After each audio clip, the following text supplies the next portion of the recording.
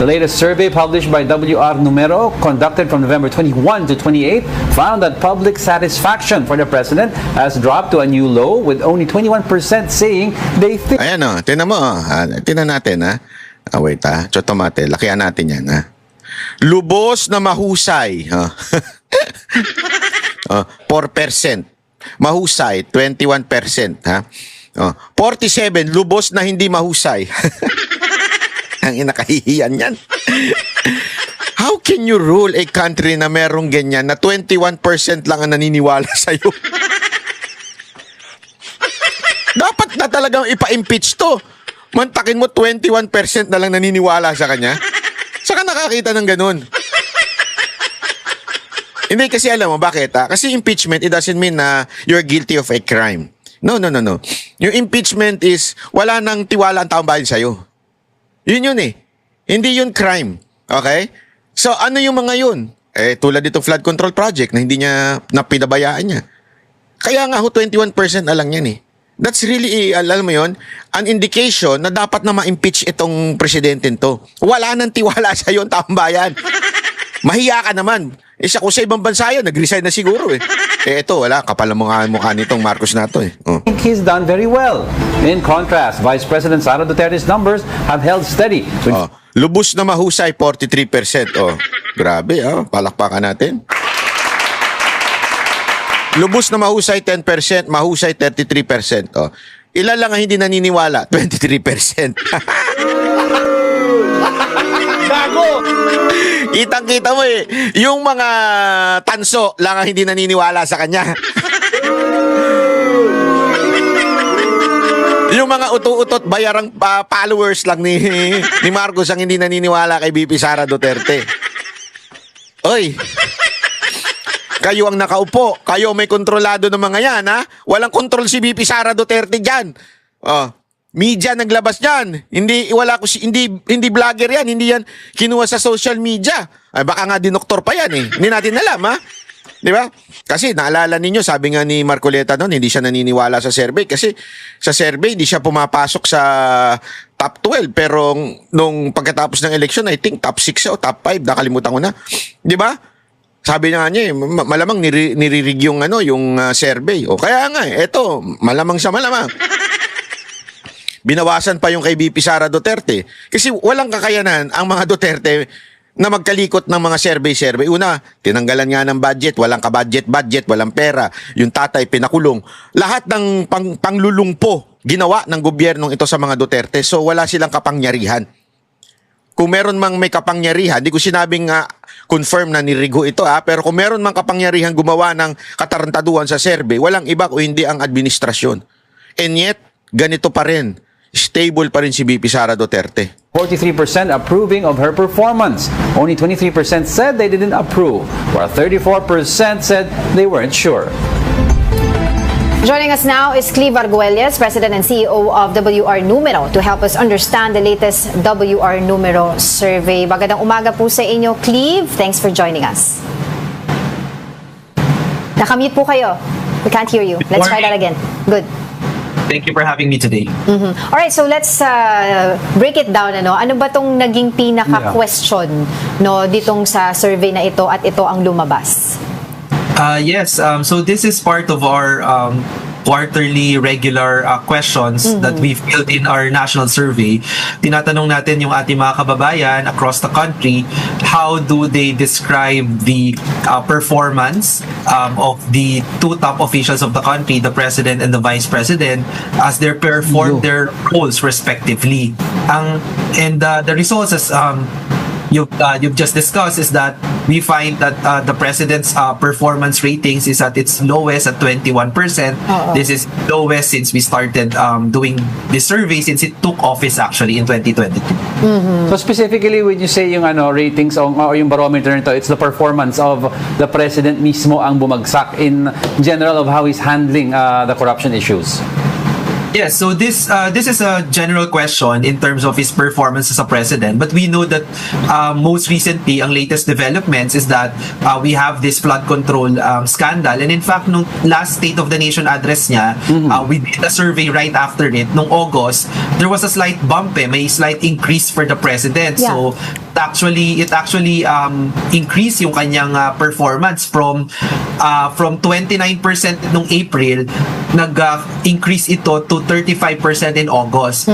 But unfortunately now, because of the same scandal that he himself Grabe, no? After daw yung, mahiya naman kayo, yan, optics. Umakyat bigla yung ratings ni BBM. But, nung August daw, nung nakita ng tao na yung kanyang salita ay walang laman, walang aksyon, puro katarantaduhan lang, puro for optics sake, of para lamang sa, alam mo yon, papakyut, para lang masabing may ginawa, nagalit lalo ang taong bayan. Kaya biglang bumagsak. Hammer down. Yung unang nag-expose, we find that the public is penalizing him, or they are saying that the performance that they've been seeing so far is not up to their standards. So hence the decline to 21%. Yung sa lines niya of kung saan siya nagde-decline, may impact ba yung mga rallies sa kanyang approval rating? I think there should be an impact. I think it's very much related because we also actually asked in the same survey that we did. This was fielded 21st to the 28th of November. We asked them whether they support the November 30 anti-corruption protest, and we find that as many as 59% of Filipinos said that they support the anti-corruption protest last November 30. So kung if you find 6 out of 10 Filipinos supportive of the protest, I suspect that it has something to do also why they do not like or they're not happy with the president's performance. Well, I was wondering kung ginawa itong survey also in the days nung lumabas yung mga video statements of Zaldico, and do you think it also affected yung numero ng presidente because of that? I think that's also a likely case, no, given that na tutok naman yung ating mga kababayan on the latest developments on the flood control issue. But we also find in the same national survey that we did that actually I think more or less Filipinos now are quite confused on who to really assign blame on, or who to really say as the primary accountable or responsible for this anomalous flood control projects. So Filipinos are divided. 31% are saying it's the president himself that should be made personally accountable. But another 31% are saying that it's actually the officials of the agencies involved, DPWH for example, and even the budget department. And another 28% naman, they are putting the blame on the contractors like the Diskaya couple. So I think there's no consensus yet, but definitely for some of us, some of the Filipinos, we find accountability at the president's desk. Well, it's good that you mentioned that because seeing the survey right now, malaki yung porsyento ng hindi pa sigurado, no? There's 23% if I'm not mistaken doon sa presidential preferences and 30.6% doon sa vice presidential preferences. So what do you make of it? Why do you think na ang laki pa rin, no ba, nung hindi pa rin sigurado when in fact we've seen the rallies, etc. And a lot of people talaga are saying things about the whole scandal and seeking for accountability. Yes, actually, you're right. This is a very important part of the story as well on the popularity ratings of both the president and vice president. That a big number of Filipinos, 32% for President Marcos, 34% naman for Vice President Sara, are saying that they're unsure on how to assess their leadership performance so far. And to me, what this tells us is that there's a good number that we can call or describe as the middle forces or the median voter, right? That they're still on a wait and see attitude on how to really assess our top two leaders. And what's interesting here is that for the past quarters that we have been doing this survey, what we find also is that the direction of how Filipinos are moving is that they actually first go to the unsure phase bago sila they change their minds. Halimbawa, if they started being satisfied with the president's performance at the beginning of the year, some of them will start to report being unsure in the next quarter before another quarter that they turned out to be dissatisfied na. So there's that process, I think, that Filipinos are really assessing on the basis of the progress or the lack of progress, if you will, on the issues of the day, including for now the corruption issue. It's interesting you mentioned yung middle forces, no? Kasi it's been talked about a lot this last 3 to 4 weeks about the tipping point would be the middle ground, no? And well, let's get straight to the point. Sabi nila, yung mga Pinklawan holds a majority of the pink wave. How critical is this maths kung saan sila papanig in the next few months? Yes. We also measure in our survey the number of Filipinos that identifies themselves as supportive of specific political factions. We call this the measure of factional partisanship. Yes. 34% identify as supporters of the Dutertes, so they're the biggest here so far. 34. 15% with the Marcos, 12% with the Grabe, no? Wala sa kalate. 15 sa 34. opposition, broadly defined as identified with former VP Leni Robredo, Senator Ontiveros, and Senator Bam Aquino. And then the rest actually, and this is the biggest chunk, 39% saying that they're independents, no? So, what's very important here, I think part of the developing political landscape as well is that for the majority of Filipinos, no, they're in this camp, the independent camp, no? So, kung ano man yung Grabe naman kayo, pinost nyo na naman yan, no? Nakakahiya. 21% alam may gusto kay Marcos. Huwag nyo na may post yan, paulit-ulit. Yung isa, proposal on how to get out of this mess of the flood control issue, whether, di ba, there are calls for resignation, there are calls naman for a transition council, there are calls to tighten the investigation, no, ibang usapin pa, what's happening in the ICI, for example. At least for 4 out of 10 Filipinos, they haven't still, they have yet to make up their mindset who Yeah. to support, no? So middle forces talaga pa to na nag-aantay who to really support and choose in this fragmented political landscape. Could it be itong sinasabing independent na to, ang mga not really ayaw kay Marcos pero ayaw din kay VP Sara? Pwedeng ganun ba ang pag-iisip nila? Yeah, in fact, ayaw nila doon sa tatlong major political factions, if you will. grabe yung slight ganun nung ano, no? Ito bang 39% na ito ayaw kay Marcos at ayaw kay VP Sara Duterte? Sandali. Tatlo yung binabanggit nung lalaki. Tatlo yun eh. Kasama doon sila Leni Robredo, yung mga kakampwet. Itong twist nung isa, dalawa lang. Parang sinasabi niya, so ibig bang sabihin nun, ayaw doon sa dalawa?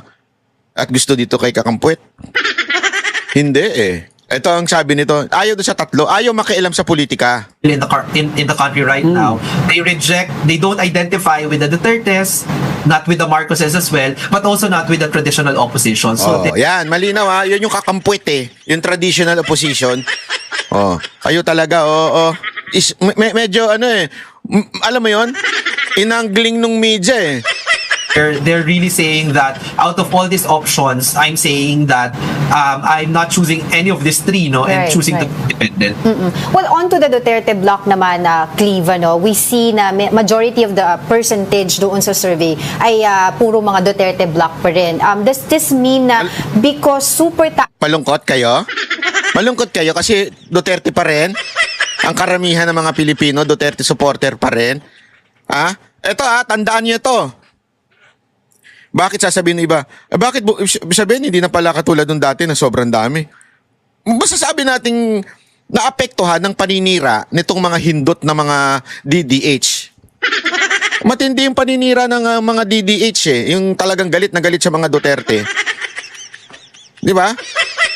Galit na galit sa mga Duterte dahil, ewan ko kung dahil lang adik yung pamilya nila, nakikinabang yung pamilya nila sa krimen. Galit na galit sa Duterte. Yan ang totoo. Ngayon, kahit todo-todo yung sinira nila si BP Sara Duterte, the mere fact na lamang pa rin si BP Sara Duterte, time is 2. Ang kasunod niya, tandaan nyo, 15. 34 si BP Sara Duterte, 15 yung kasunod. Tapos yung mga kakampwet, less than 10 ata yun. Nandyan yun mamaya papakita. as ng porsyento nila even before na ngayon nakikita natin na kahit bumababa ito ay mataas pa rin. Yeah. Ganun ba yon? Yes, so I think it remains, what's clear here is that it remains to be a really big constituency, those who identify themselves as pro-Duterte. And a lot of it really is concentrated in Mindanao, no? Halimbawa, 69% of people from Mindanao say that they are pro-Dutertes. And this is also the region where the number of independents it's actually at its lowest then, only 24%. But in the other regions outside of Mindanao, almost half, 45 to 43% are independent. So what you can see here is that the number of Filipinos saying that they're pro Duterte, it's quite stable because most of it is drawn from a specific region of the country. And sabi nga nila, no, if it's a solid Stable. Yari kayo ngayon. Di pa nangangampanya yung si VP Sara Duterte. Hindi pa nangangampayan. Siniraan nyo pa ng todo-todo yan. support, no, then you see that it's really manifesting at the national level. Yeah. Whereas in other places across the country, the support for different factions are quite dispersed. And in fact, half of those sinasabi pa nga nila they're independent. Kaya the other factions are smaller compared to the Dutertes. But you can see here also that the other way to look at it is that there are 3 out of 10 Filipinos saying that they are siding or supporting the Dutertes, but the rest, the 7 out of 10, are happy to side with other factions or in fact declare themselves as independent. Clive, itong away na magkapatid ni PBBM tsaka ni Senator Amy, does it affect the Marcos base per se? And yung traditional Marcos base, kanino napupunta? Sa President or sa kapat kay Senator Amy? Yeah, well, I think if you look at our survey numbers, and that's kasi that's also an interesting question for me personally, whether Senator Amy Marcos has a sway pa with the Marcos supporters. We asked the question na sino yung tingin nila are the poorly performing senators out of all the incumbent senators. And among the pro-Marcos supporters, the top responses are Senator Jinggoy Estrada, Senator Amy Marcos, and Senator Bato de la Rosa. Magkakadikit sila, 26 to 28%. So I think it's safe to say that the Marcos voters do not necessarily identify with Senator Amy now, no? Given that yun nga, meron silang away ng kanyang kapatid na ating Pangulo. Kumbaga, it doesn't follow. Yeah. Anyway, I was Yan yung wondering- sinasabi natin mga kababayan. Kaya nga, malinaw doon na hindi paninira yung ginawa ni Amy. Yung ginawa ni Amy na pagbubulgar sa kanyang kapatid sa INC rally ay hindi ho nakabuti para sa kanya. Hindi ho nakabuti sa Marcos family or Marcos name. Iyon po ay lalong binagsak sila. So ibig sabihin, hindi niya yun sinabi para siraan yung kapatid niya, umangat siya. Hindi yun. Kasi sinasabi nung ibang mga, alam mo na, yung mga loyalista, yung mga tatanga-tanga dyan, sasabihin nila, ano yan, kaya yan siniraan para umangat siya. Hindi, wala. Lalong it doesn't follow nga lalong walang nangyari. So, ano ibig sabihin nun? There are other motives, which is simply, gusto niya na pauwiin yung kanyang ading dahil kawawa na, nakikita niya na, baka malapit na. Hindi, according to Amy to hindi ho according to me. Kasi nga, sabi nga, pati breakfast na, yun na binabanatan So, ibig sabihin, talaga may problema na ho. Yun yung sinasabi dito. Ito pa, tingnan